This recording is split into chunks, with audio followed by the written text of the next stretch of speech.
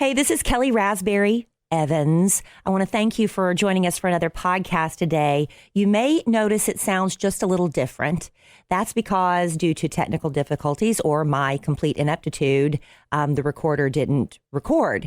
So we had to pull the audio off of our Facebook Live. So hopefully you can still enjoy the experience. We apologize to Coach Paula Grooms, but the information here is still really good stuff. So thank you for listening. For a sandwich and some lovin'. Thank you all so much for joining us for another episode. This is going to be a good one too. Alan and I are both very excited. First of all, well, they're all good. Yeah, they're all good, but this one's going to be exceptional. I'm Kelly Raspberry Evans now, and this is my husband, Alan Evans. Hello, I'm Alan. And we actually have a professional in the room with us tonight in the Hall of Mirrors at Evans Estate, formerly known as Raspberry Manor. We have a special guest. Yes. Why don't you introduce her? Very, very special guest. He's really bad with names. Paula Grooms. Yes. We have Paula. Very bad with names, Paula. Welcome, Paula. Hi. How are you doing? I'm doing great. Glad to have you. Welcome to Evans Estate, formerly known as Raspberry Manor. That's right. I love it. And Paula Grooms is a relationship expert and a dating coach, right? Dating relationship coach. That's right. And now you didn't always do this. This is something you did, relatively recently, a few years now. Recently, yes, that's true. What did you do before relationship and dating? Wow, that's a loaded question. Well, I started as a social worker. Oh. Yeah, I'm a licensed social worker in New York. You did good deeds. I did do good deeds. It's a lot of bad things. Oh my gosh, I bet. A lot of sad things. Sad, that's what I mean. Things. Emotionally upsetting. Yes. Yes, totally. Yes. And now I'm doing something really a little difficult, for people. Relationships are difficult. Mm-hmm. You guys navigated one and you're here together. That's what I do. That's what it's all about. So I'm so happy for you. Thank you very much. So based on our body language right now, we're sitting about 6 feet apart. It doesn't look like we even know each other that well. Well, when we were setting up, you said, "Are you going to sit that close?" No. So now I'm all nervous for about the placement. There we go, baby. That's better. Oh, yes. Act like you like me in front of a relationship and dating expert, please. Okay. Yes. Now, Paul, I don't know if you know about our story, but when I was reading your book, Why Won't He Commit, with a great big question mark. You should have put like 5 or 6 question marks on it because women are screaming that question. Cover the book right down here by our side. Right by our side. You can't see it in podcast land, but the name of the book is Why Won't He Commit? There you go. And there is a subtitle that will be on the new hardcover book. What is the subtitle? Is How a Man, it's Why Won't He Commit? Mm-hmm. How a Man Decides to Make You the One. Oh. Because Alan is divorced. I'm also divorced, but I was about 10 years divorced. 9-10 years when we finally got together. And he was a little bit more recently divorced. A lot more recent. And he dated, got a lot of dating out of the system, just like I did after I got divorced. But, baby, I never really asked you, did I ever ask you why I was the one? Well, and we'll talk about this a little more because it's in the book, but I was ready to commit. Yeah. I was through with dating. I was through with just the dating and the going out and the... And you're older, too. It's different with guys in their 20s, right, Paula?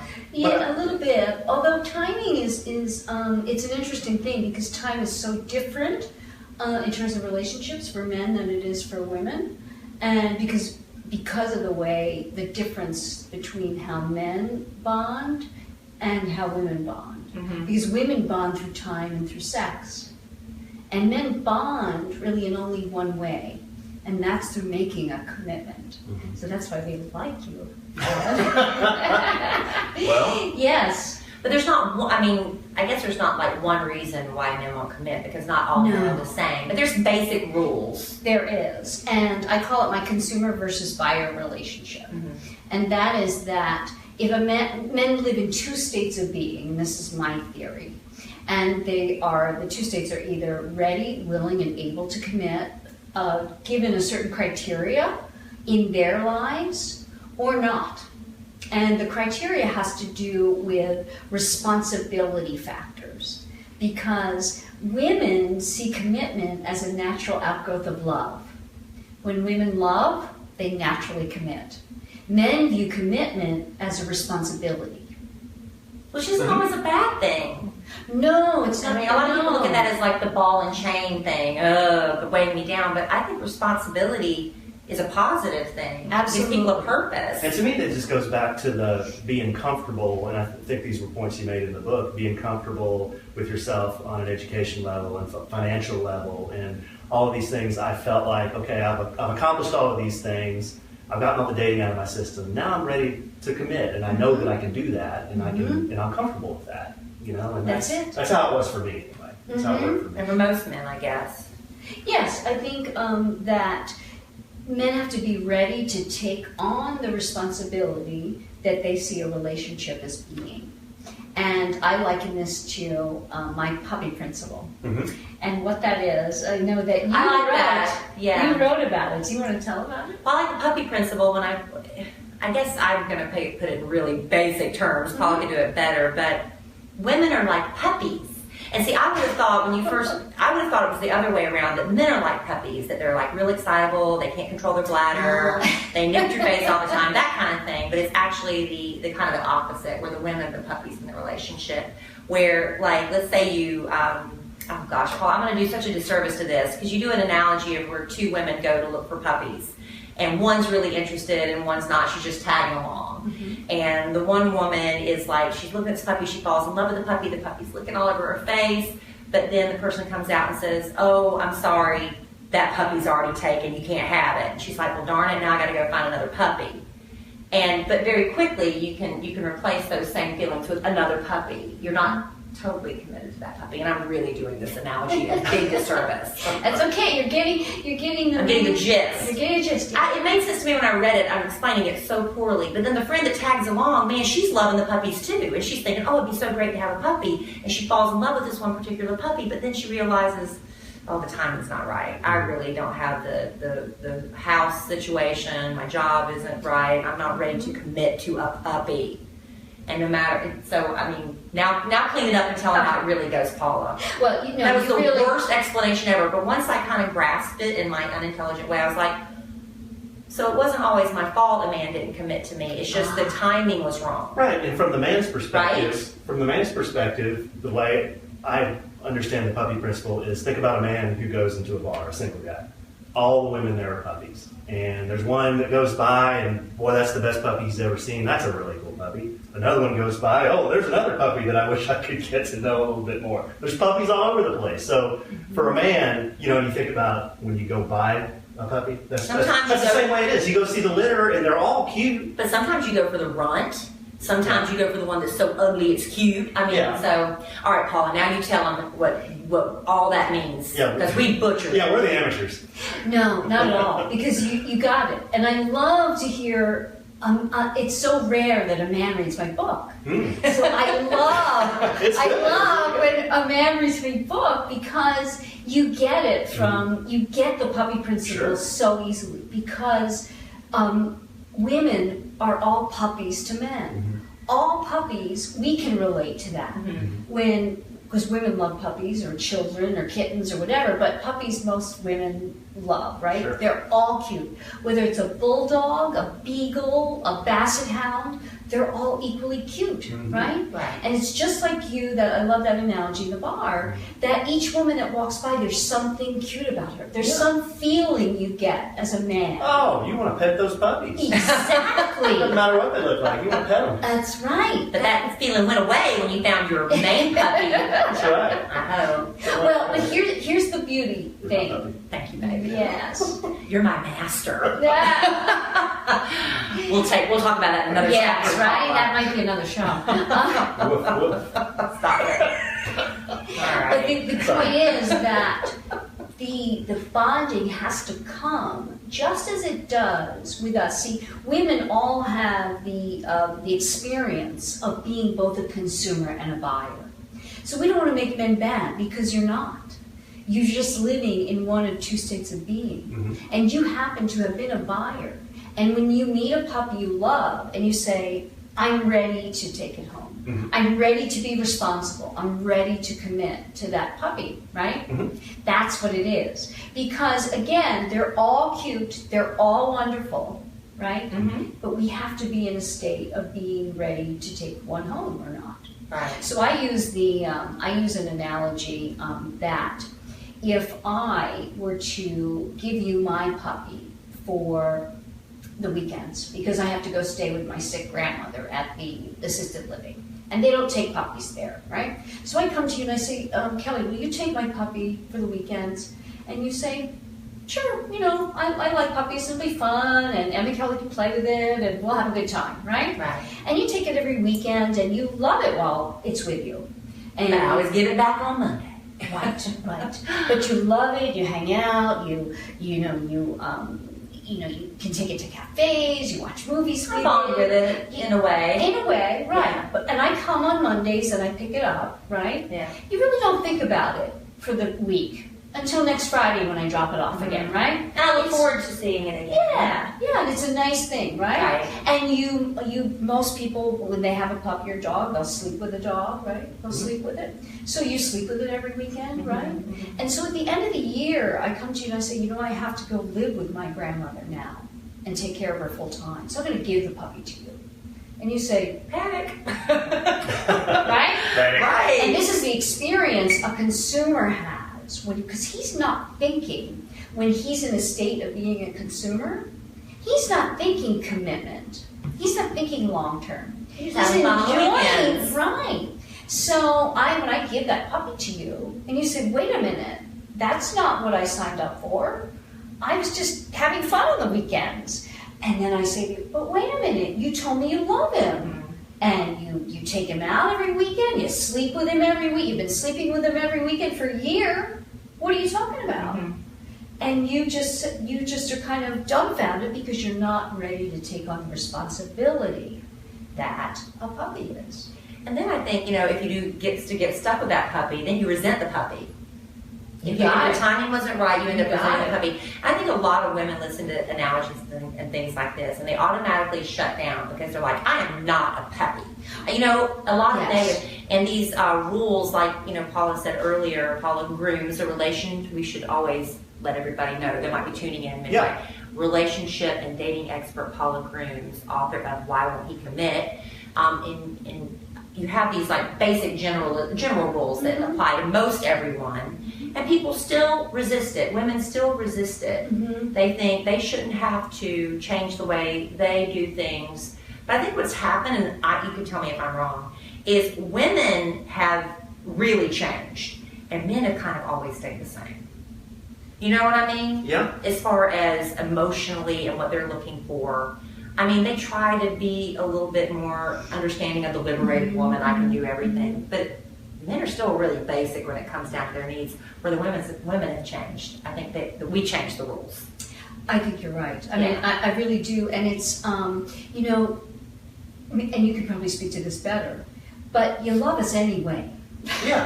Right? In Sure. all ways. Every puppy is cute in one way, shape, or form. And whether it's an independent puppy that goes out on its own and does its own thing, or the puppy that's by your side every moment, right? So I think that it's the male and female brain. And that's where I come from. And I remember years ago, before I was ever considering writing this book, before I was even, I was a social worker at the time, I wasn't considering even, being a dating and relationship coach even. And I read a book, and somebody told me, and they're probably going to write in, the name of the book is this, but I can never remember the name of the book. But it was a husband and wife team, and they were both researchers. One of them was a sociologist, researcher, I think, and he was in the medical field, I think, and they researched the male and female brain. This was years ago, maybe early 2000. And they said, by the end of this book, on the first page they said it, by the end of this book, hopefully you'll know what we know as a married couple and also as researchers, that the male and female brain are so different, it's amazing we can communicate at all. And I think that, I go into it very minimally in the book, but it's that women, their brain hemispheres speak to each other in a way that men's do not. They have a larger and fattier corpus callosum. Oh, I'm impressed. Thank you. I read the book. Yes, you did. I'm impressed. I just wanted to say corpus callosum. I know you did, but you worked it in. I love you. So it was fatter, is that what you said? Yes. Larger and Are you fattier. calling my brain fat? No, but in all seriousness, what Paula just said there, it's more of a connection, like That's the right. so That's right. they think more. Women think more abstractly.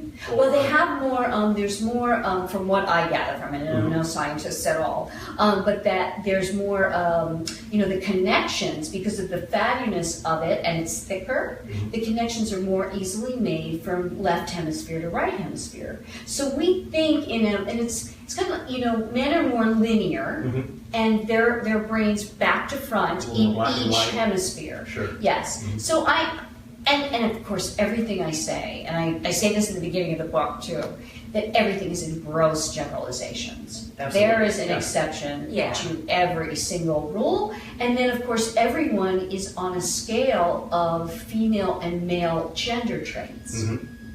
Right? Yeah. So there are some men who are more connected to what we would classically say is a feminine side. More on the Marilyn Monroe side. Marilyn Monroe is like uber feminine. Okay, you read the book. He did. You get it. And then on the masculine side, Uber Arnie masculine. Schwarzenegger. Yeah. And then most, I would. Where do you Isn't it think nice you that it fall? stuck, though? I mean, I he didn't know, I just love gloss it. over no, where do I fall? Yeah, where do you think you fall? Probably a little more towards the middle, but on the masculine side, I think. Okay. I mean, And where do you? not many think, guys where do you throw up a think mirror you fall? wall, you know? I mean, I'm in Well, touch with some stuff. I was questioning how in touch you were with your feminine side a few times early on, remember? Yeah, But now I know he's all me. there was no reason for that. I didn't mean you were. I shouldn't have said that. He decorates very well, Paula. The wall is. I just love it. I love it. Thanks. It's absolutely you. You have got it down. Thank you. You He's so really good. do. Yeah. But that's so you have an artistic side, I imagine. Yes. Yeah, definitely. Creative. He's in marketing. Yeah, you're a musician. Yeah, he did all the staging for our Sandwich and a Loving Facebook Live recordings that we do. Nice. Very talented. Nice. But this isn't about me. No, it's not. It's got Paula. and her book. Well, but you know what? I love couple stuff because you two, what a wonderful story you have. Well, there were some statistics in the book when I read them. Yeah, I wrote was some thinking, down. man, They're kind of Kelly and I disheartening. really bucked the system. Though. Yeah, it's kind of disheartening, some of the statistics. So you really have to have a game plan. Because if you just try to fly by the seat of your pants, the odds I love aren't in your that. favor. I love that you said that. Yeah, Yes, I'm it's trying to true. find. I wrote some notes. It was about like women over the. Okay, what is it? Men over 40 tend to marry women who are 5 to 10 years younger. Statistically. And so, what happens to women who are over 40? Where do they look? So you have to you can't just hope it organically happens. You have to be really proactive. I think you have to be about proactive, and it's funny because women, what's happening, and I touch on this a little bit in the book, but that women are, I think it started in the 70s, that women started getting college degrees more than men, and at the time it was, maybe men 50%, women 49%, but now it's a greater gap. Yeah, thank you. It's the So wine. It makes me think. I think I need a glass. You want some bourbon? That might be better, yeah. So that women tend to look for certain, and I don't think men do this, correct me if I'm wrong, but it's like, because we're the puppies, it's just what makes you feel something. And you're not looking, she doesn't have to have a certain status or job, or that's generally true. It's more, Yeah. what does she make you feel? How does she make you feel? Sure. Yep. Does she give you that funny feeling inside? Did you have a funny feeling? Did I give you funny feelings? Yes, Aw, you did. so sweet. Of course you did. Do Yeah. I still? Yeah. Really? Lots of different feelings inside. They're all good ones, though. Well, All good ones. that I talk about that too, which is the act of continually having to achieve your time, attention, and affection. Because even through marriage, that has to be it has to continue in a certain way. Or else because men love through wondering, women love through knowing. Can you explain that a Well, little bit? that's I wrote this You down like because that? I wanted to ask Paula about this. And the men, what was he said? They Love through love through wondering. wondering. There were a couple of tips you had for females when it came to communicating with guys when they're just started dating. I The guess. courtship process. Yeah, and the 3 that I wrote down that I thought were interesting were you shouldn't reach out too much, don't answer questions too quickly or predictably, and make your own life a priority. So maybe the devil's advocate or the guy might say, well, women who do that are playing games with me. What would you say to guys who say that about, well, she won't text me back, so she must be playing this game with me. She should be texting me back. And it's a really good point because, the whole game thing is, and that's, I don't want women to be playing games. I want women to get the real love from men and for men to love as deeply as they can. And because men love through wondering, that those little acts make him wonder in very small ways. And I was talking to he happens to be a social worker that I knew. He came into New York. We had worked together years ago. He's been successfully married for 25 years. And I was telling him my puppy principle and the wondering and knowing, and he said, it's funny, he said, my wife still, I'll text her and I don't hear back. And he actually used the word and he said, and I wonder, what the hell is she doing? Why isn't she answering me? Where is she? It's just that act of him wondering that little bit. And I'm thinking, she's got it down. Now, she might not even be trying, right? At this juncture, 25 years into it, she might not be thinking about it. But the point is, she's keeping him, just that little bit of wonder is that little tweak. So you don't text me back, babe? That's it. Playing a game. Playing games with your heart. Oh. Well, I can remember when Kelly and I first started dating, the men love through wondering. What always had me wondering about Kelly was, once I got to know her a little bit and know what kind of person she really was, kind of deep down, and started to uncover that, I was always thinking, here's a woman who she could date anybody she wanted to in Dallas-Fort Worth. Well, It makes me cry. It's the But truth, that's though. not true. That's what you thought. To me, that's the truth. Yeah. So I always had this wonder, I guess, in the back of my mind that, man, if I'm going to commit here, I got to have my A game on. Isn't that sweet? I got to make sure I'm doing the right things and saying the right things and not moving, being myself and not moving too fast here or moving fast enough there. Yeah. But that was part of the wonder when I was reading that in the book. So that's where I wondered when we first started dating was, here's a woman that's in the, she's obviously in the public eye. She knows a lot of people, and she could probably date whoever she wants to. But she seems to take an attraction to me, so that was attractive to And me. see, that isn't a common perception; it's a misconception. Though I wasn't really. Well, I mean, that's not true because I was doing the Bumble dating. That's how, and I was dating a lot on Bumble, so that's really kind of. But nothing stuck. I did a lot of one and dones on the Bumble dating, and every one of them was pleasant. I didn't have but one kind of not great experience, only because all he wanted to do was talk about my job, and it just got. It was kind of like, I don't want to talk about me anymore. Can we please talk about you? A man that didn't want to talk about himself. How shocking was that? That is kind of shocking, right? But but I did the Bumble thing, and I had really positive, great experiences. And when I met Alan, I was dating like 2 or 3 other guys. I wouldn't say dating, I was seeing them, talking to them, and it's good. And keeping my options open. Which I recommend. Yes, and he actually canceled his account before I canceled mine. That's what you want. That's a good thing. Yeah, he let me know he canceled his, and I was like, oh, I hadn't really thought about that yet. I didn't cancel it to say you should cancel yours. No, you're just letting me know. I just canceled it to say, hey. That's the way he let me know. I'm in. I'm good here. Yeah. I'm gonna stay here a while. And the thing that you just touched on too, which I like, is that it sounds like you felt you had to achieve Kelly to a certain degree. Yeah. I mean, I knew here's a person that's not just going to fall in my lap. I mean, there are things that I will have to do and show her that I am the right person for her. Yeah, absolutely. That's so sweet to hear you say stuff like that. It's very important because without that, that's what I'm saying. A man needs that to fall in love. Mm-hmm. And Needs a little bit of a challenge, maybe? Oh, without question. Because I gave you a little bit of a Without challenge. question. Yeah. Yeah. Well, then Kelly let me know. I mean, she wasn't shy about saying on our first couple of dates that, yeah, you know, I'm seeing some other guys, and that makes you go, oh, okay. Well, they're not me. That's right.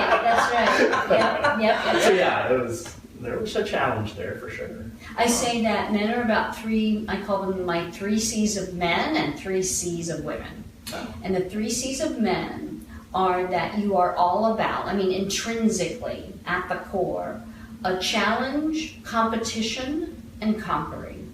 Okay. Yeah, babe, and I gave you your 3 C's. That's right. And women, What am I? cooperation, connection, caretaking. Okay. At the core. Mm-hmm. And so, in order for men to fall as deeply in love as they possibly can, they've got to have some components of those 3 C's. And so the woman has to a degree, and this is where that little bit of, well, it's a game comes in. No, because, you know, when you think about it, women like certain things, right? And if a man caters to those certain things, is it a game? No, he's allowing the woman to fall the way she falls in love, right?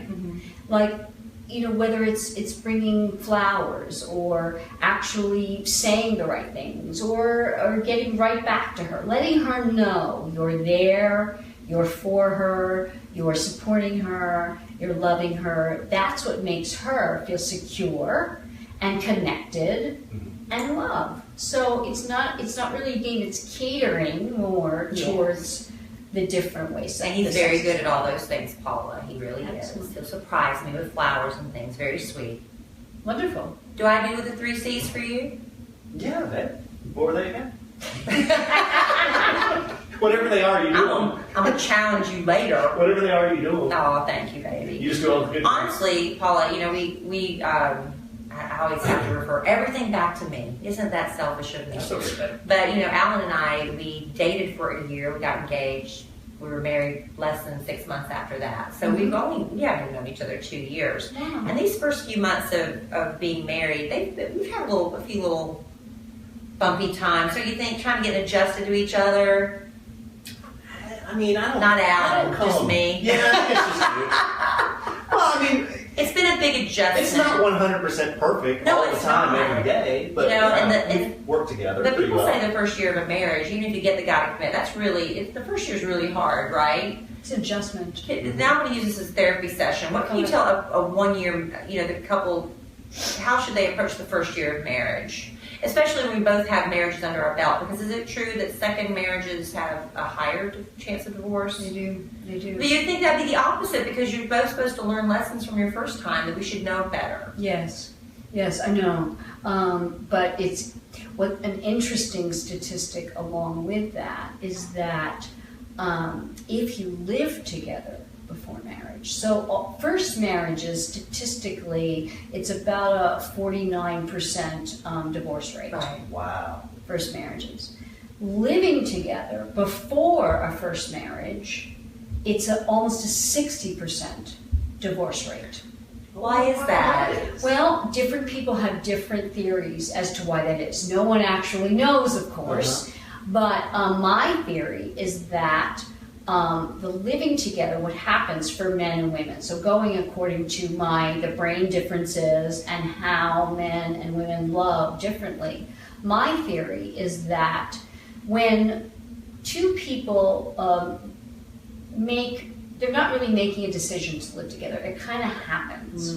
And when people live together for different reasons, sometimes financially, it's just easier. Sometimes they slip into it, which is, we're seeing each other 5 nights a week. Why don't we just, get rid of that other apartment? The Path Plaza. Right? Yeah. And so what happens is, a man, the most important thing in terms of his commitment is him making a decision. You decide that she's the one. And that's where the subtitle of my book, How a Man Decides to Make You the One. Because that's what occurs. He must decide about it. And if you're living together, the woman tends to, and again, this is gross generalization, Yes. but she tends to try to prove to him that she's good wife and perhaps mother material. Well, what does that do? That takes away his need to achieve and to try to be challenged. When she's trying to prove herself to be right, that doesn't provide any challenge and certainly no competition. So what happens is generally, and of course that's what generally speaking, that she may wear him down and he may feel guilty. Kind of like you've had the puppy every weekend for a year, Right. you have to take him, Right. right? And so you do, even though you really didn't make that decision, It's right? forced on you. Yeah. And so you're, and then each, damn it, I didn't want this puppy, Yeah. right? And then when It's the fun to pet, but I what know, you're saying. exactly. But then when it poops on the floor and is chewing your shoes, it's a lot worse than if you really, you went out and you decided you were going to get a puppy and you picked this puppy and you liked that breed and you really went for it and you made that decision. So my feeling is that though the marriages that come from living together, it really is not a good way to start, and statistically it's not. Almost 60% of first-time marriages, when Wow. people have lived together, fail. That is so interesting. Isn't it I fascinating? did not know that. It's just fast. So I don't recommend, Living together. I do not recommend living together. There you go. Well, we didn't a lot do of that, people say we need to see how we get along before we make the decision to get married. And so, what, you're moving together, then decide it's not working and break up? Sounds like that throws a big different dynamic into It things when you totally do that. does. Yeah. Because for the women are thinking, well, because I commit through time and sex. So the woman is thinking, if there's more time, there's more sex, he'll commit, and that'll be that. It doesn't work like that for men. Men do not commit through time and sex at all. They commit through making a decision, and then they bond Yeah, I from can see making a that. formal commitment. You The can. man's just milking the cow. He has no incentive. I mean, That's that old saying. right. You're Why punching a buy, cow in one why breath. buy the milk? Cows for I've heard that somewhere before. Yeah, you think So, it's... what are the statistics for second marriages failing? I don't know exactly. But it's Somebody can higher. probably It is write in, higher. but It is higher, yeah. Why do you think I that don't- is? I What's your don't- theory? I really don't know why that is. Because you think we should know better. I think there might be less tolerance, and sometimes it could be that when the man, if there aren't children in a second marriage, and I'll tell you one of my other, it's my sports supposition. My sports supposition is this, that when men commit, they don't leave their team. Right. And statistically, I agree with that, yeah. Right? All men do. No matter how bad the team is. You got it. Oh, the team could just be the worst team ever, and they're just going to fight through it. That's right. They're not going to leave. That's exactly it. He's So, very smart, isn't he, Paula? and that's why I love when men read my book because it's like, yeah, they're supporting what it is. So statistically, 80% of divorces are brought by women, are brought to the courts by women, and that shows me. And I say it's for 5 little words: men don't leave their team. Yeah.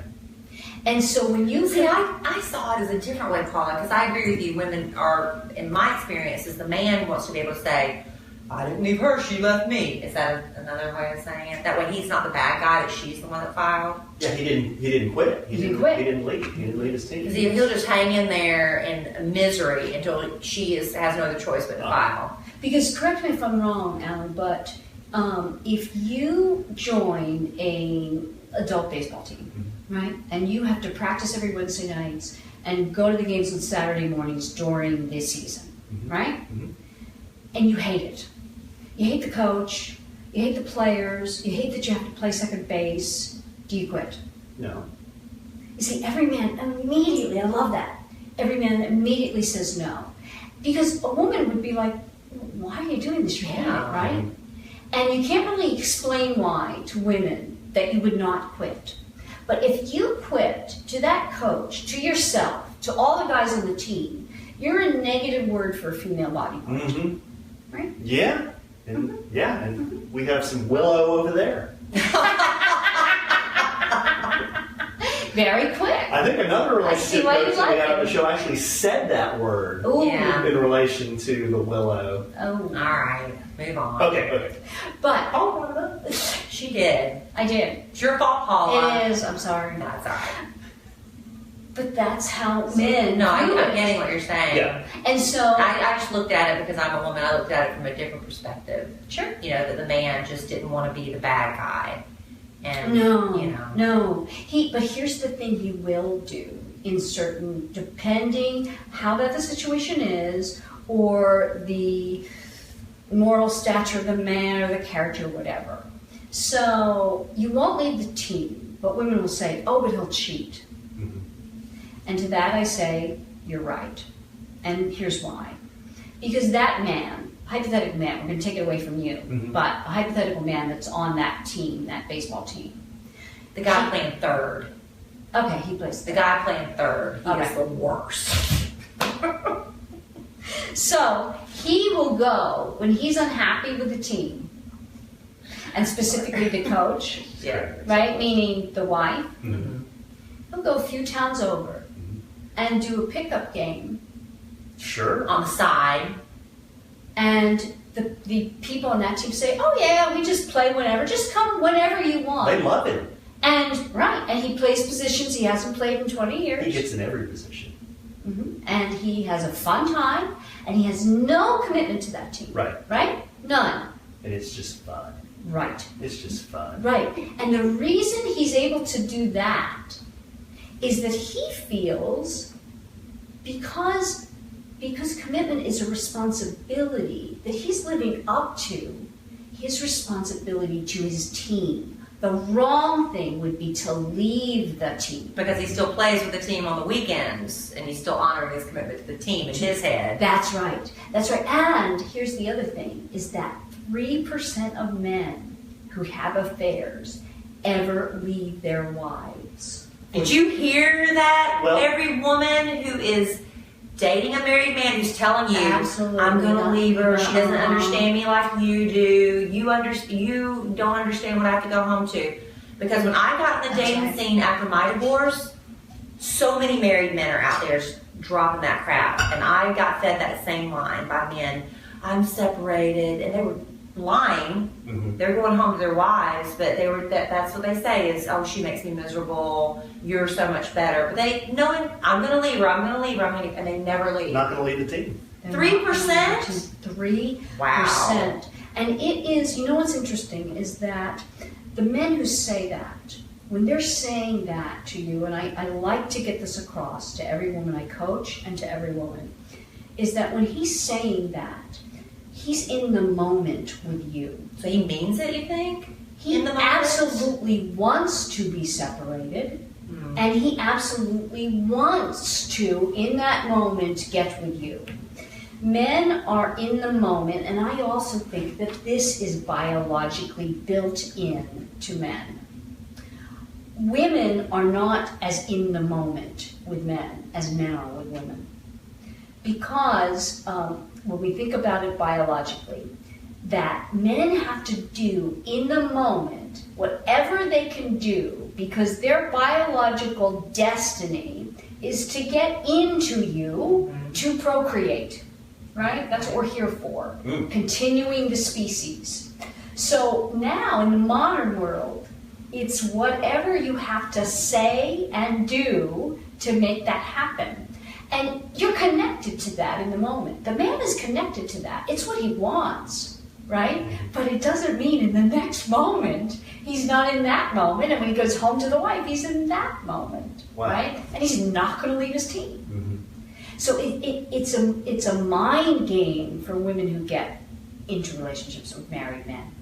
Because they feel he is as connected to her in that moment when he's telling her, I love you and I'm going to leave my wife.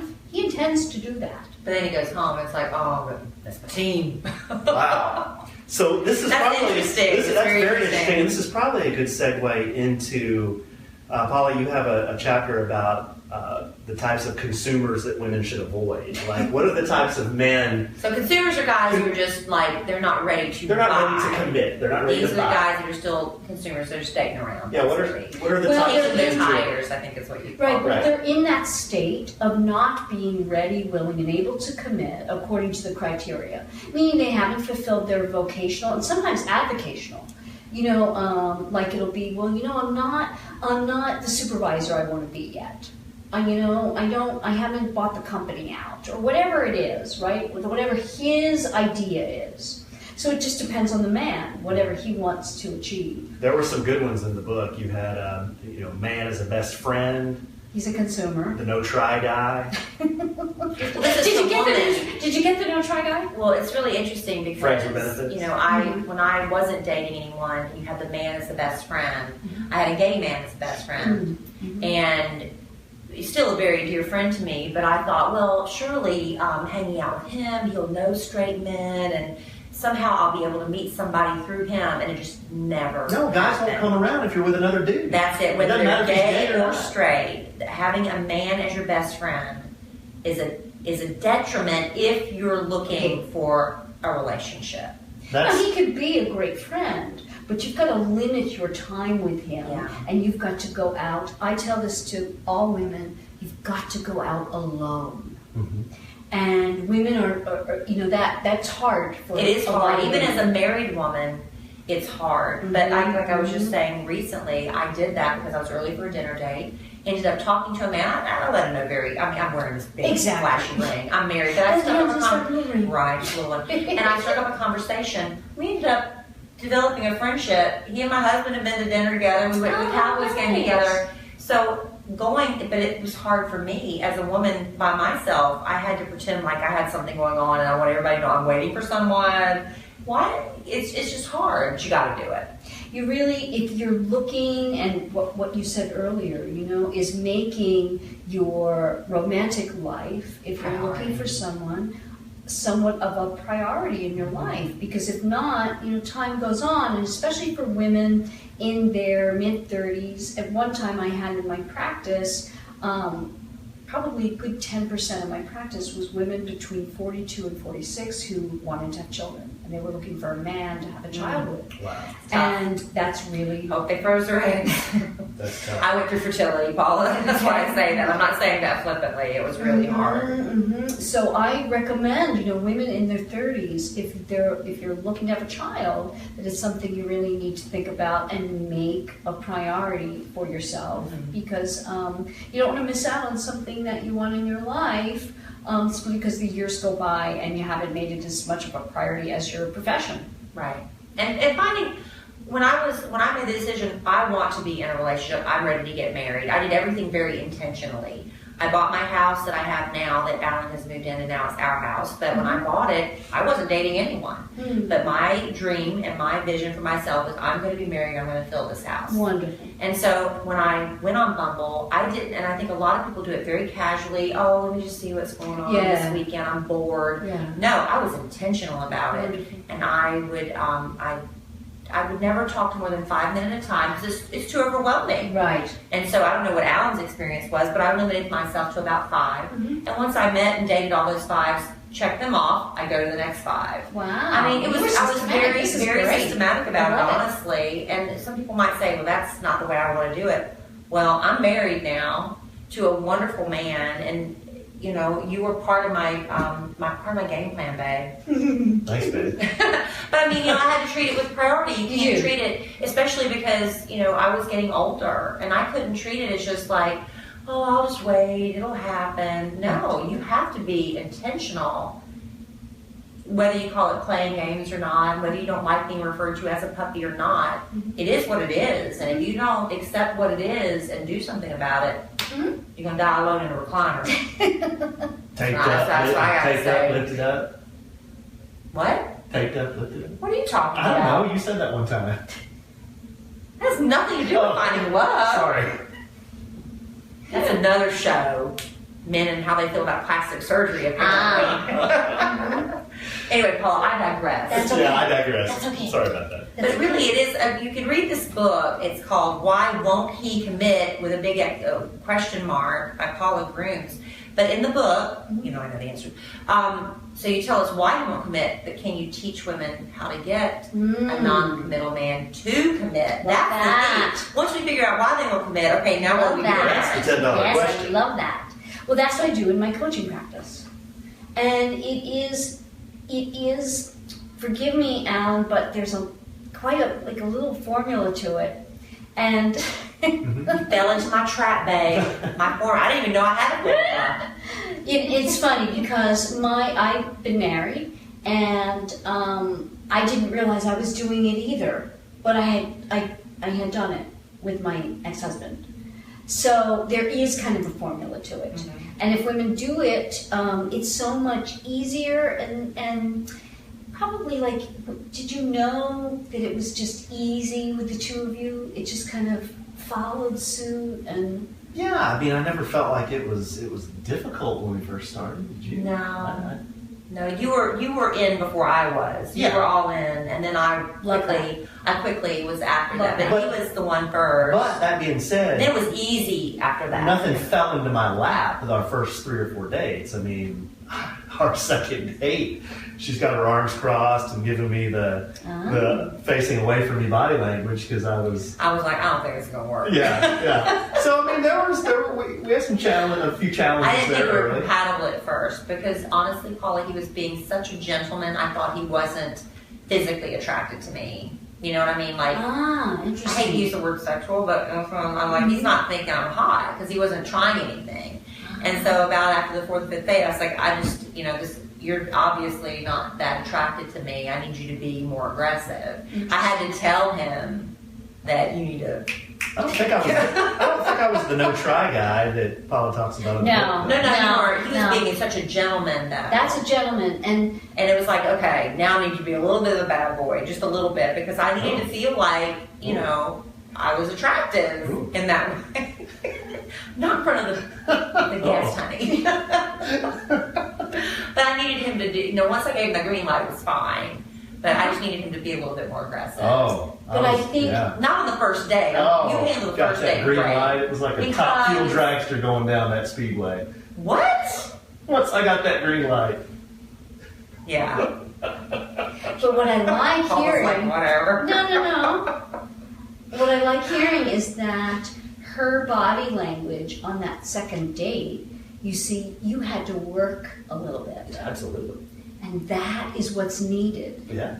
Because if you don't have that and she were all over you, I dare say you would not have been.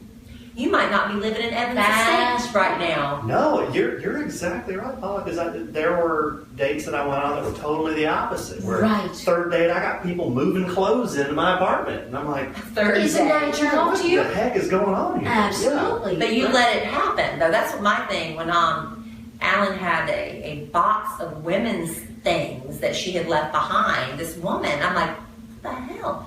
But she's like, she just moved this, literally, she showed up with this stuff one day. And really? Yeah, it's like, women, what is wrong call with me, them? whoever that is, you gotta call me. Literally, that was after 2 or 3 dates, right? She brought stuff over. Yeah. And left it. Yeah. Presents no challenge to you. No challenge, right? Yeah. Big one. One of the big C's. That was weird. Yeah, that one, I remember there was no challenge, but then there was also a ghosting episode at the end of that, too. So she was a nut, apparently. I don't know. That just didn't work for me. Anyway. Right. But that her body language. Personal counseling. I just want to promote my book. Yeah. Hire me. She's helping this poor sap over here. That's the beauty. You don't need any. I don't need it anymore. You're what? Yes. Oh. You guys are what? For me, it's like that's what my practice is all about. Helping women get to a committed relationship. Because aren't you happy? Very happy. I've never been happier in my life. Right. But like you were saying earlier, like when a man is forced to take the puppy, and he really isn't ready for the puppy, you can get a man to commit, but you might not wish you had. Yeah, it's an interesting thing because of the sports supposition, and because when a man does commit, he starts to bond. So it's that really tricky thing. He may really be on the fence.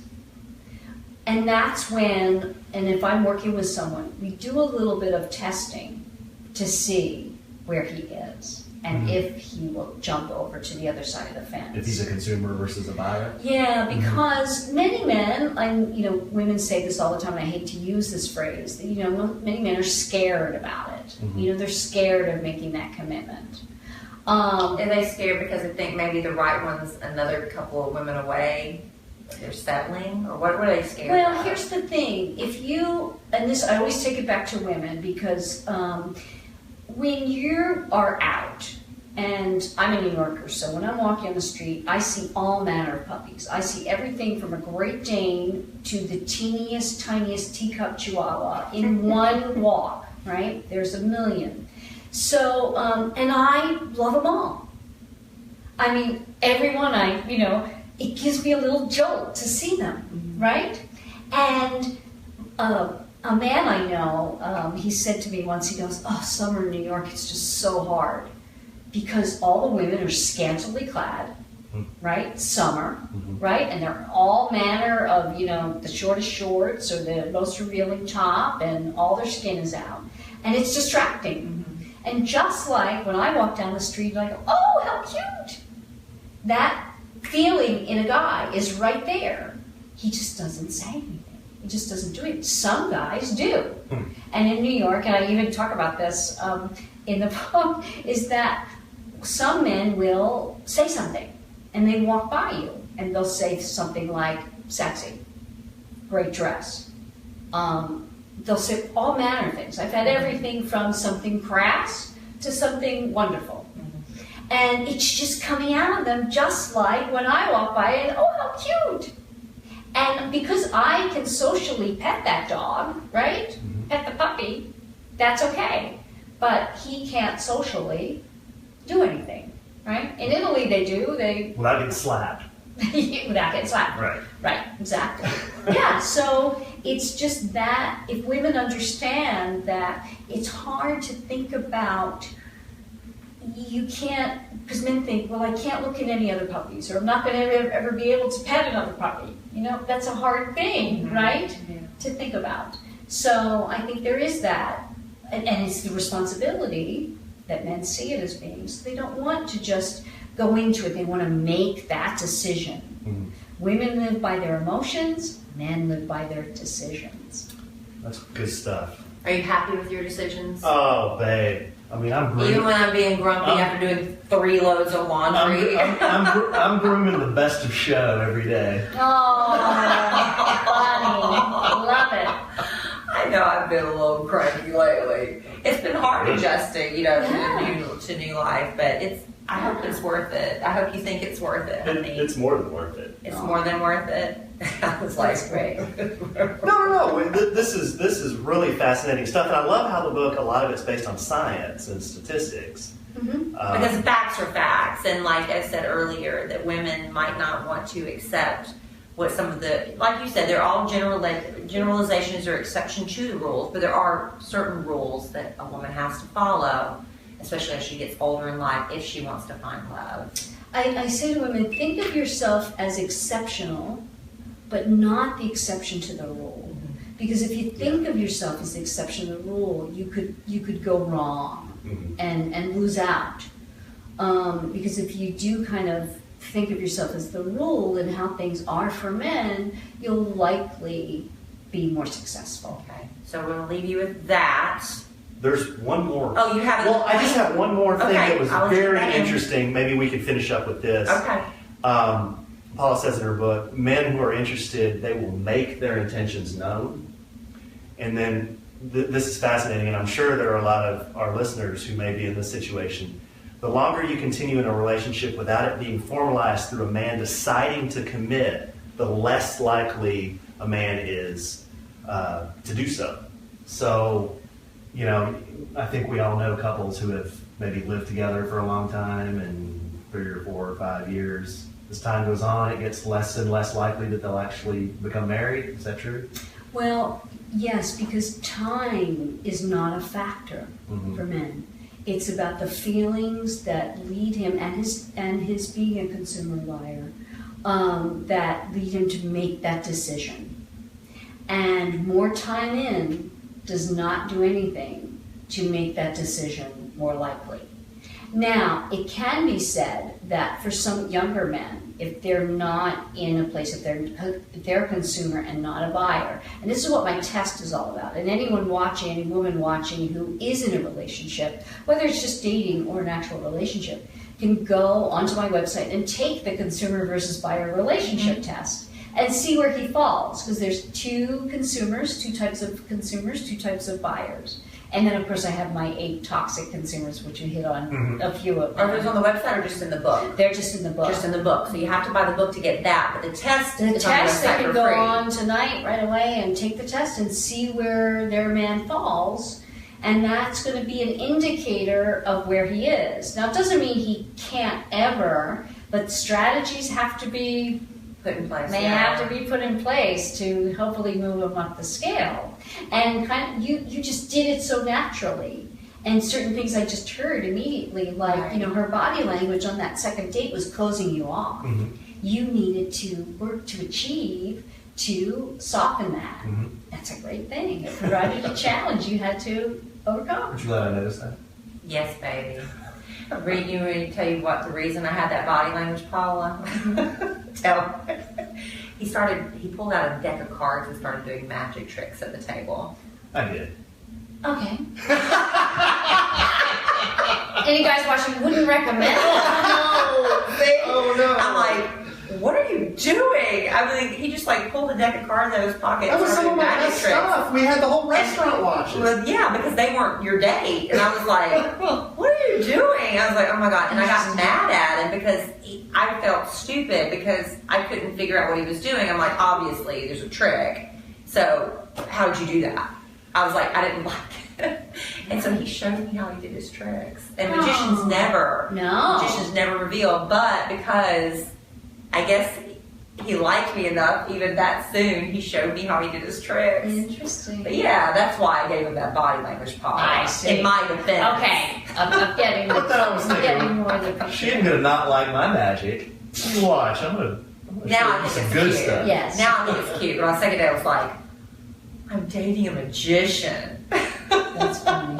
Very funny. But now I like it. So, Paula, we need to give everybody your website so they can take this test to find out, where they are as far as with the men in their lives. What is your website? It's just my name, CoachPaulagrooms.com. Coach Grooms Paula Grooms. like bridegrooms. Okay, and that's where you can also order the book, or do they need to go to Amazon? They go to my website, they can click on the book, and it takes you right there. Okay, and the book is called Why Won't He Commit? I think you need to add some more question marks and a couple of exclamation points because women are screaming that, but the answers, it's really biological, it's logical. Once you see it and you kind of clicks, that's why. And maybe you're with the wrong person and you'll realize, oh, I'm wasting my time with this one, move on to someone who will. Yes, you don't want to waste a lot of time Because your time is not on your side. And it doesn't foster that feeling. If you're not having to achieve, right, and you're not wondering and you're not loving, no more. You'll keep consuming because it's wonderful to have the puppy around, correct? Yeah, sure. Absolutely, you'll It's keep fun to pet 'em. consuming, right. But that doesn't mean that that's the puppy you're going to make the decision to adopt. And always remember to spay or neuter. Bob Barker. After you adopt that dog, that's just funny. make sure he's here. No, the book is Why Won't He Commit? It's really, really a good read. Paula Grooms, a dating relationship coach. You can go to her website. I'm sure you have a way to contact you on there. People ask you questions. Sure. They're like, I want Absolutely. to challenge you on that point, Paul. And she'll let you know. She knows Yeah. what she's talking about. Paula, thank you so much Yeah, for this being was here. fun. Thanks for coming. I hope you enjoyed it and putting up with our nonsense. It was great. Well, mine Do you nonsense. do private counseling? still? We don't need private counseling. I don't know. After this No episode, I have some counseling, questions. coaching. Coaching? Couples coaching, yeah. Jerry Raspberry said he'd provide some private counseling. I know, my dad. Oh, Y'all hit it off really well, Paula. nice. Coach Jerry Raspberry. He's available as well. Oh. Paula Grooms, thank you so Thanks much. for having me. It's Thank been you. great. Alan, It's really thank you. Thank you for reading the book and Well, it was a good book. I mean, It a lot was. of it really hit home with me. Oh, I I'm know so it's glad. targeted towards women, but I Yes. think men could read this too and I learn a think it's lot. very smart for men to read books that are targeted toward women. Mhm. I think that's smart, and for women to do the same. Going to do the same. Yes. Yeah, it gives you an advantage. Yeah. Gives you an advantage.